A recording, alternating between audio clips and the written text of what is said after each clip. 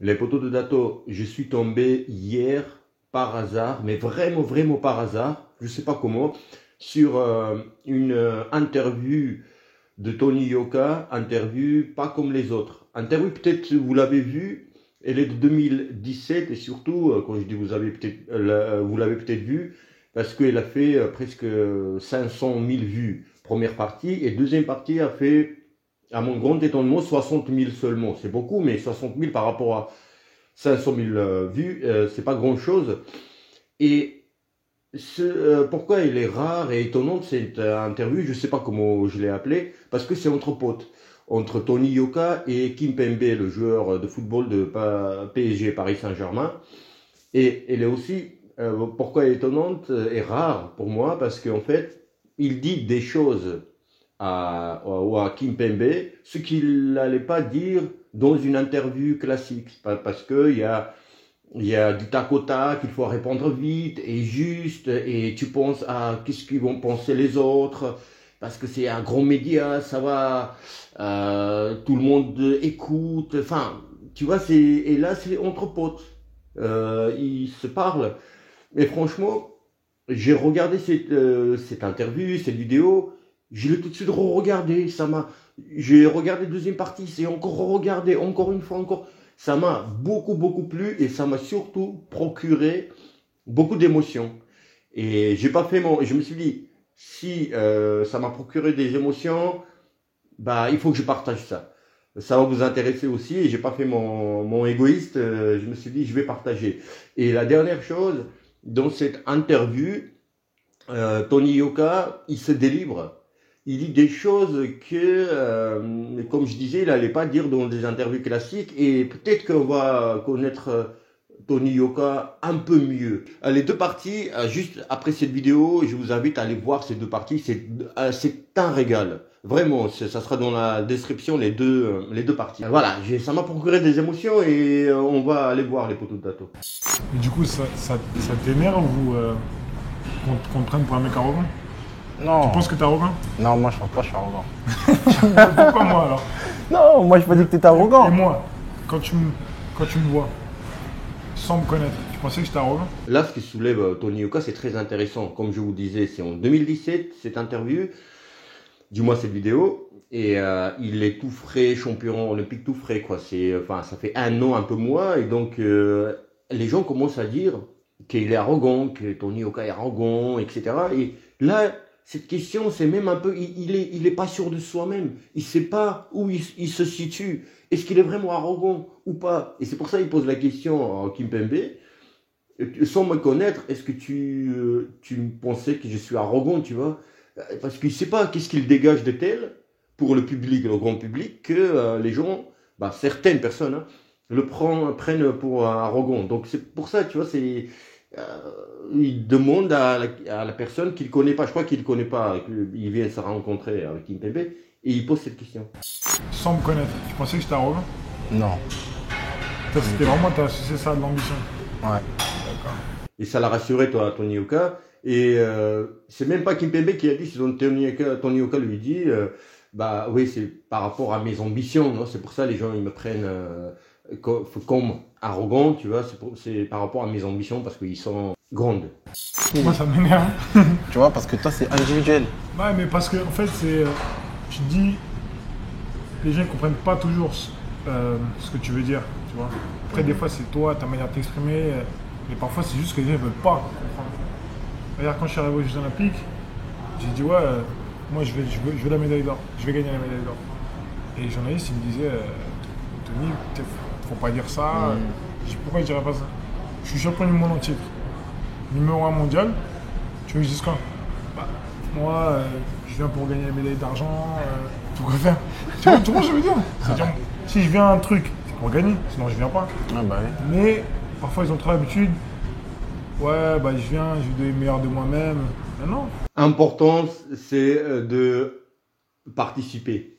Tu vois, ouais, c'est énorme quand tu participes au JO, mais quand tu entends tout le temps à la télévision française, je crois que c'est partout pareil, hein, mais parce que là, je vois la télé française.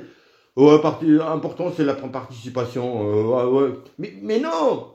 Je vais au JO, je vais pour gagner. Et ça, pareil, Tony Yoka, quand il va au JO, il était champion du monde en titre, et numéro 1 mondial. Qu'est-ce qu'il veut qu'il dise? Numéro 2, je vais déjà avoir une médaille, c'est déjà bien. Non, non, mets-toi dans ton crâne que je viens pour devenir champion olympique. C'est comme ça que tu peux réussir.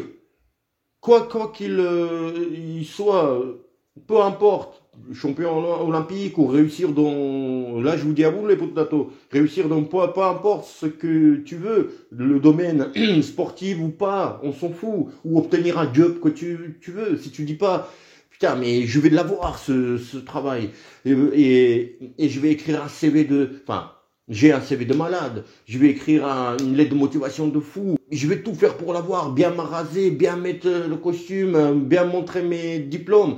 Quand je vous dis ça, c'est pour dire que je vais mettre toutes mes chances de mon côté, tu vois. Et c'est pas avoir un job de ton rêve, c'est pas, même si c'est très bien, c'est pas quand même un exploit de devenir champion olympique, tu vois. C'est champion olympique. Juste une aparté, champion du monde de boxe. Tu peux dire quelques années plus tard, ex-champion du monde. Mais par contre, champion olympique, c'est pour toute ta vie. On ne dit pas ex-champion olympique. Il est champion olympique. Donc c'est un titre, tu vois, c'est énorme. Regarde, moi j'habite aux États-Unis maintenant. Je pars 2 mois, 3 mois, loin de ma famille. Là, il n'y avait pas mon fils et ma femme, les gens que... Tu sais, mes proches, je fais des sacrifices pour ça. Je prends des coups, je m'entraîne tous les jours, c'est dur. C'est des sacrifices énormes. T'es soliste. La boxe, tu vois, c'est un sport. C'est un sport individuel. Par rapport à côté, à Kimpembe, là où il y a tout un staff, il y a où tu as tes coéquipiers, les 11 qui jouent, il y a encore, je sais pas moi, 11 qui sont réservistes, qui sont remplaçants. Donc, tu as un staff médical, tu as des centaines de personnes qui travaillent pour toi, enfin pour le club. Et là, tu es solo, un boxeur. Donc, il fait des sacrifices énormes. Il part aux États-Unis. Il voit passer son enfant et sa femme. Oui, d'accord. Il prend pas son sac à dos, il part pas aux États-Unis. Il y a quand même quelques gens qui travaillent pour lui, mais c'est pas comme le football. Et c'est souvent associé à de l'arrogance que je fais. Regarde, le pas. Moi, je fais du Ali Shuffle. Ali Shuffle, quand sur place, on fait des pas comme ça à la Mohamed Ali. Et si je mets le mec KO, quand je le mets KO, moi je crie. Et je me dis non, tu respectes pas ton adversaire. Je dis attends, si tu marques un but, tu fais quoi toi? Tu célèbres. Tu cries, tu vois, tu cries, tu cours, tu roules, tu glisses sur le... Moi je vais faire ça aussi. Avant le combat, il faut être calme, tu vois, coup calme. C'est pour ça aussi la boxe, elle marche pas. Je sais pas ce que j'ai, pardon. En France. C'est-à-dire, il faut des personnalités. Quelqu'un qui a gagné, qui crie, qui fasse le show. Tu vois, mais si tout le monde est pareil, si tout le monde est gris, tu vois, là vous allez dire Dato, mais il faut quand même avoir des boxeurs de talent pour que la boxe elle marche en France. Mais il n'y a pas que ça. C'est du show. C'est du show. C'est le show et business, c'est show business. Et il va parler plus tard, Tony Yoka. Et les gens, quand ils célèbrent, quand ils crient, tu vois, les gens ils disent, oh non, bah, tu vois, il faut que tu sois plus respectueux, c'est pas respectueux. Il vient de mettre KO le mec là. Donc toi tu célèbres ton truc, et moi c'est pareil, j'ai envie de célébrer. Eux ils veulent que je mette un KO, puis je suis là. Merci. Non mec, je m'entraîne pendant 3 mois pour ça, tu vois.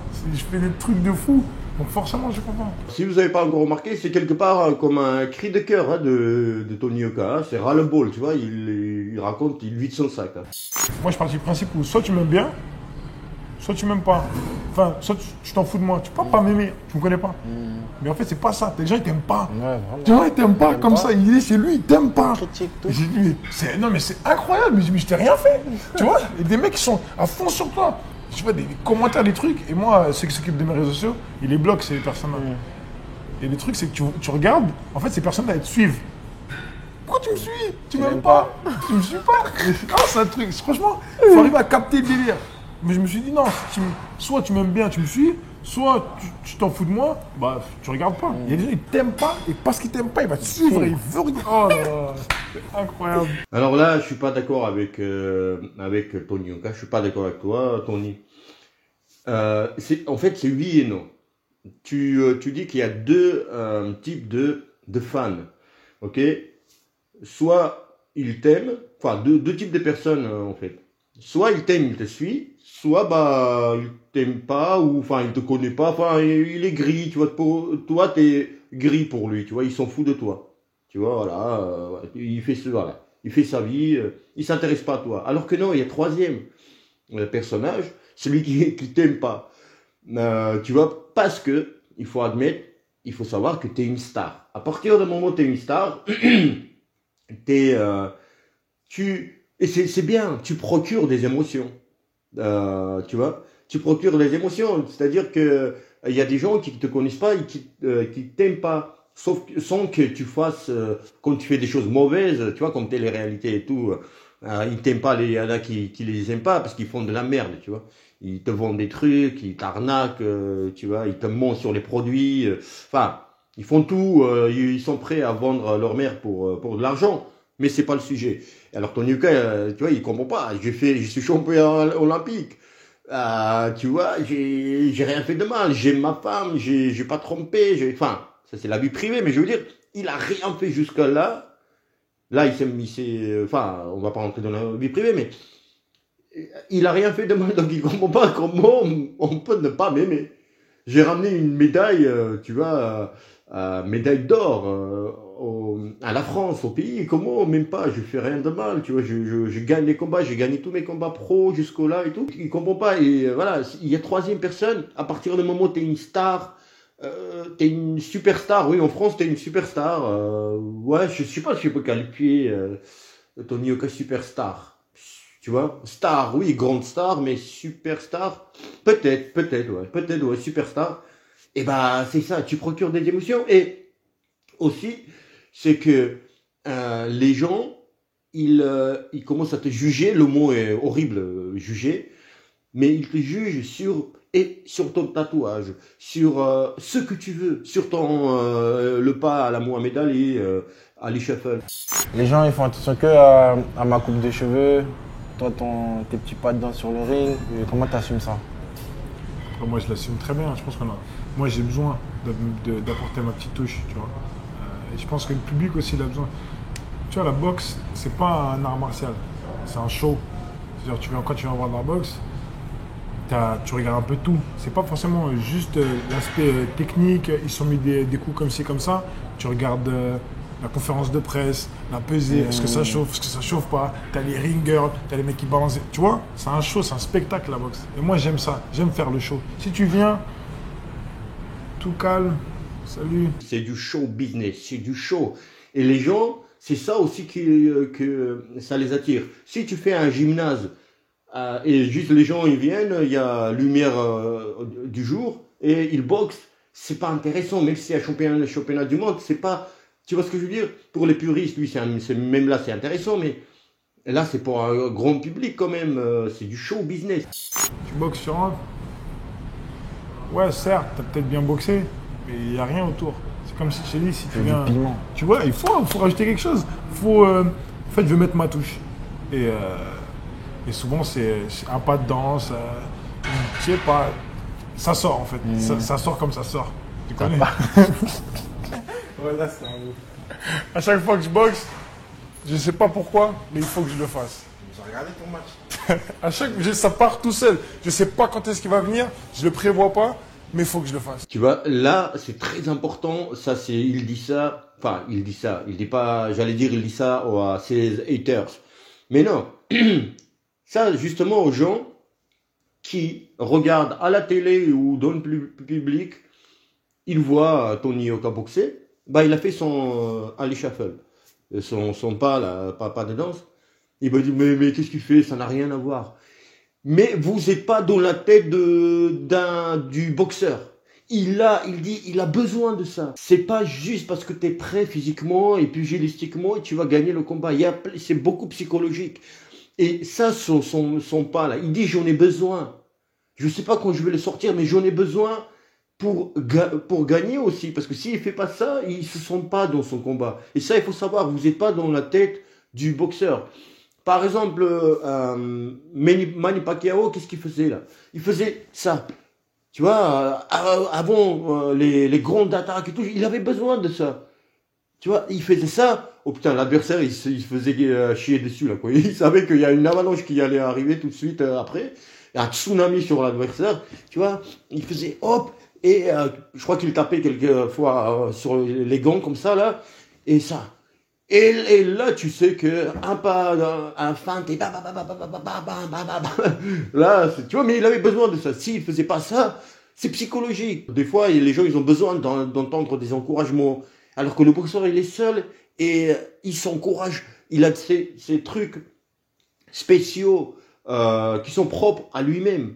Donc, on peut pas comprendre. Il y en a qui pris dans son coin, on peut critiquer pourquoi il en a besoin. Ils peuvent dire, bah, il peut prier dans les vestiaires tout seul quand on le voit pas, mais il a besoin de ça pour son combat, pour être. Ça, c'est une comment dire, ta routine pour gagner. Chaque boxeur, je me retrouve là-dedans. Chaque boxeur, il a son quelque chose, surtout le jour du combat, enfin la pesée la veille et le jour du combat, ils se ressemblent tous. On peut faire une vidéo là-dessus, sur la routine du boxeur le jour du combat. Tu fais pas à chaque combat, tu fais pas différentes choses avant le combat. Tu as toujours le même procédé. Faut savoir, chacun a sa routine, tu vois. C'est comme la caméra dans le vestiaire. Une caméra dans le vestiaire. Bah, le mec il sait que voilà, je commence à mettre mes bancs, je commence à mettre mes trucs, et tu vois, je le vois et tout. Et moi, le jour du combat, je suis énervé. C'est-à-dire, le jour du combat, je parle pas. Je parle pas avec les gens. Je suis super froid, super dur, parce que je commence à me mettre dans ma bulle pour le combat, tu vois. Je me retrouve là dans le dernier jour, j'étais super sur les nerfs, tu vois. Un petit truc pouvait me sortir de mes gants, tu vois. Et c'est pas que je suis méchant, c'est que voilà, là je vais en guerre, tu vois. Donc le mec il arrive dans le vestiaire, 2 heures avant le combat, je suis là, je rigole avec les gens, je parle tranquille, je regarde les combats. 1 heure avant, je vais voir le caméraman, je dis là, je veux plus te voir, je veux pas te sentir. C'est-à-dire mets-toi dans un coin, Je te vois plus. je veux pas. Ouais. Parce que là, si par exemple je m'échauffe et je chante à la caméra un truc, ça peut dérailler. Tu comprends? Parce que là, je commence à monter en pression. Ça veut dire à rien, ça peut m'allumer et tout péter. Et là aussi, un peu, caméraman peut le prendre pour un arrogant. Tu vois, si Tony Yoka lui dit, mets-toi là-bas. Bah, tu vois, caméraman doit être au service de Tony Yoka et non pas Tony Yoka au service de caméraman.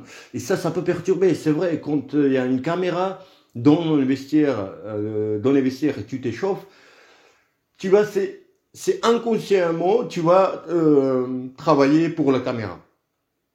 C'est comme ça. Inconsciemment, je sais pas, tu marches dans la rue pour acheter une baguette. Un exemple, hein. Et je sors la caméra, je commence à te filmer. Tu vas pas te sentir bien. Tu vas marcher pour être joli devant la caméra. J'espère que tu comprends ce que je dis, tu vois. Tu vas pas être le même. Tu vas plus être le même. Et donc, c'est ça que dit Tony Yoka. Mets-toi de côté. Moi, en tant que boxeur, ex-boxeur pro, je sais ce que je dis. Et tu vois, ça va te perturber. Tu vas pas faire ce que tu veux. Tu vois, des exercices un peu bizarres. Tu vas dire par exemple, tu fais d'habitude avant les combats, échauffement un peu bizarre. Par exemple, tu fais tes trucs de tectonique, machin, et ça t'aide psychologiquement et physiquement. Alors que devant la caméra, tu veux pas faire ça pour ne pas paraître ridicule, tu vois. Par exemple. La France, c'est assez particulier. Tu peux pas. Par exemple, le discours que j'ai ici, quand je fais des interviews aux États-Unis, je parle pas pareil. Là-bas, quand tu dis que tu veux être numéro 1, que tu dis que tu veux gagner, ils kiffent. Ici, pas pareil. Faut y aller avec des pincettes un peu. Tu dis, mais pas trop. Tu vois, là, c'est son coup de gueule, mais un peu. Je sais pas si à l'époque quelqu'un a relevé ça, mais c'est vrai, tu vois. Aux États-Unis et en France, c'est pas la même chose. Donc ici, il faut faire profil bas. Tu vois, et là, ça va lui faire beaucoup du bien à Tony Yoka parce qu'il est parti aux États-Unis, parce que Et on ne le connaît pas encore, sauf dans le milieu de la boxe, mais le public, il le connaît pas, il peut aller faire ses courses tranquillement, tu vois. Il a besoin de ça. C'est pas quelqu'un qui a, c'est pas Kim Kardashian, tu vois. Il a besoin d'être tranquille dans sa bulle pour se sentir bien et pour devenir champion du monde et atteindre l'Everest que Tony Yoka il veut, donc atteindre l'Olympe, devenir champion du monde. Il faut que les conditions soient réunies. Et l'une des conditions, c'est d'être tranquille. Tu vois, des fois parler aux médias, mais c'est quand Tony Yoka il va choisir le moment. C'est quand lui il voudra parler. Et non pas qu'il y a des flashs, il y a des machins, il y a des autographes. Tu vois, il a besoin d'être tranquille. Et moi, comme je dis à mes potes quand on a regardé le match, ben moi j'aime ça. T'es jeune, tu vois, et c'est pas parce que t'es jeune qu'il faut que tu viennes sur la pointe des pieds.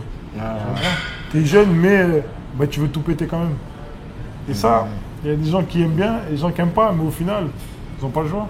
Ça aussi, tu vois, là, ça fait il y a 3 ans cette interview, là, il a encore mûri, et à l'époque encore en 2017, on lui disait t'es jeune.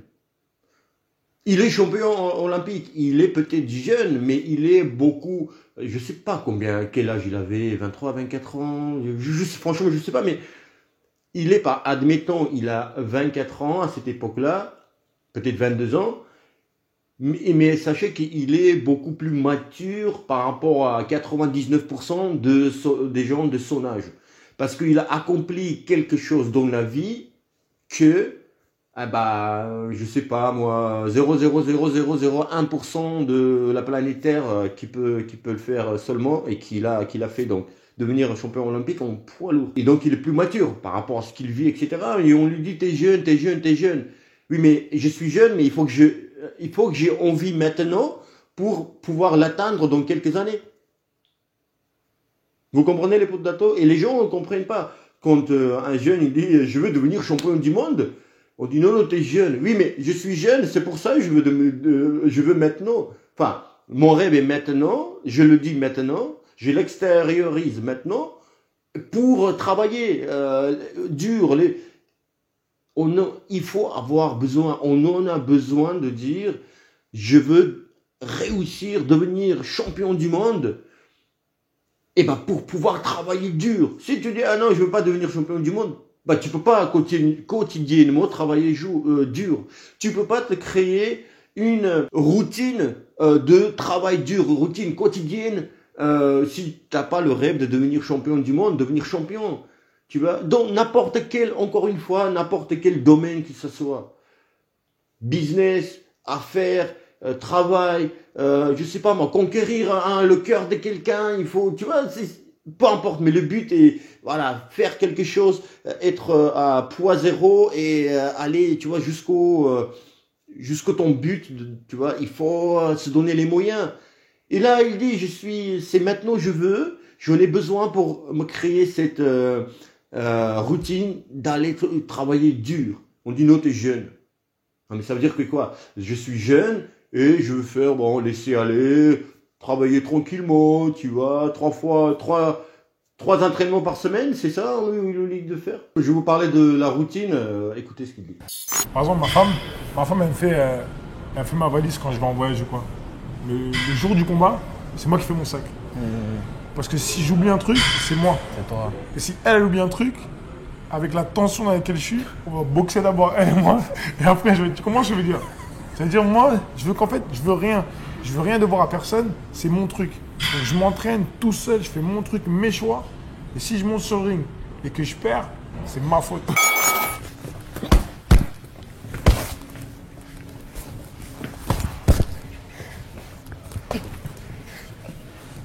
Petite question.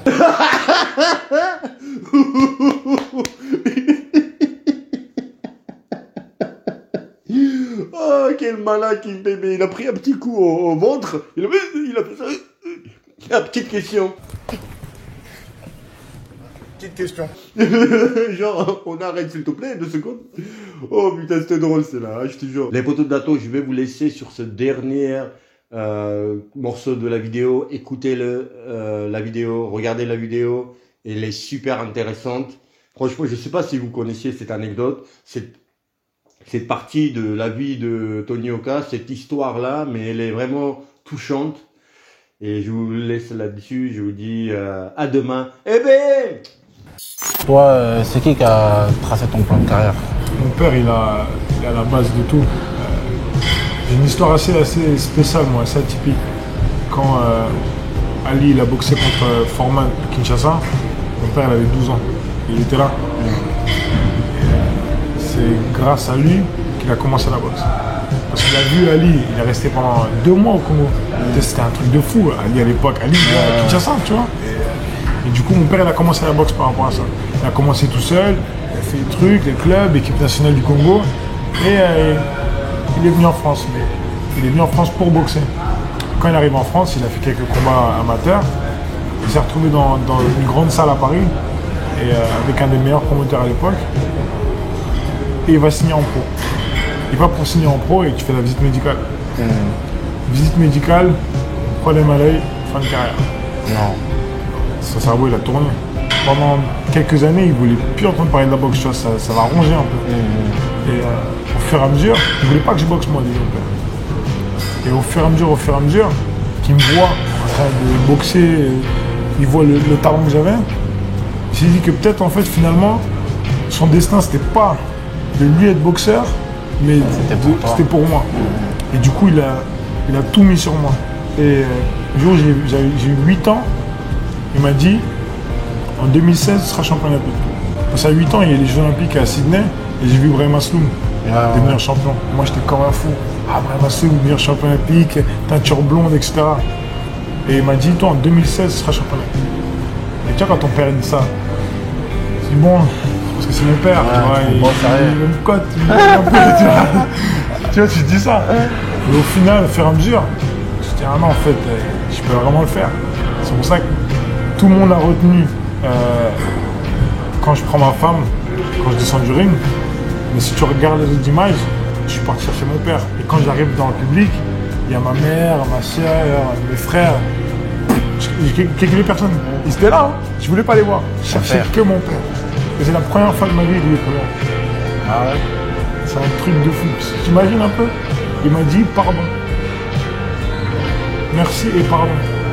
Parce que toi tu fais du foot. Moi je prends des coups. Tu vois dans le truc. Ouais. C'est dur. Hein. C'est compliqué.